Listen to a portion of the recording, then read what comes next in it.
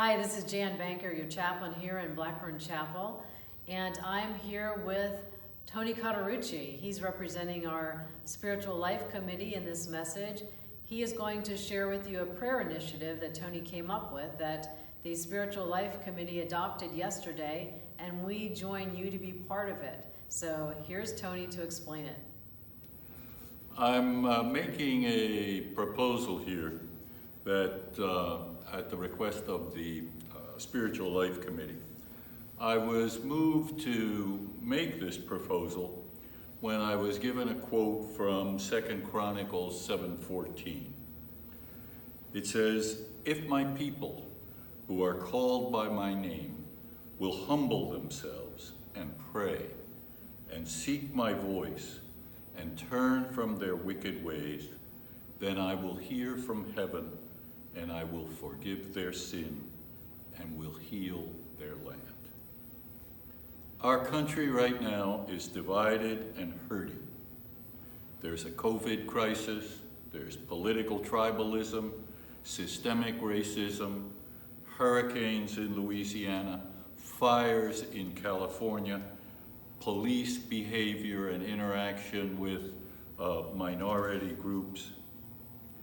And at Westminster Shores, because of the COVID, there may be only one consequential thing that the Spiritual Life Committee can do, and that all of us can do here in this community, and that is pray.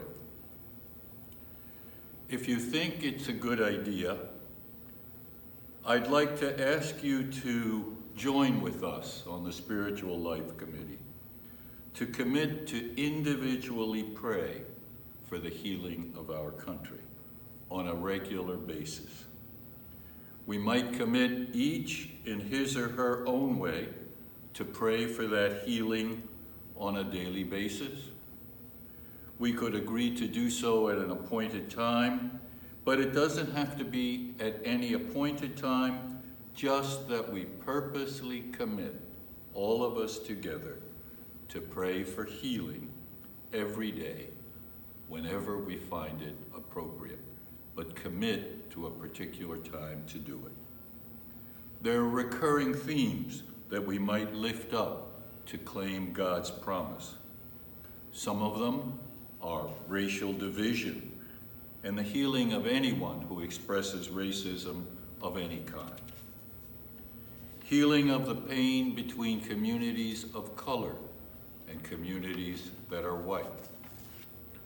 Political disconnection and unwillingness to collaboratively work for the common good. Frontline health workers, doctors, nurses, assistants. Those who've lost loved ones because of COVID and could not or cannot be with them. For our elected officials, for discernment, wisdom, and compassion.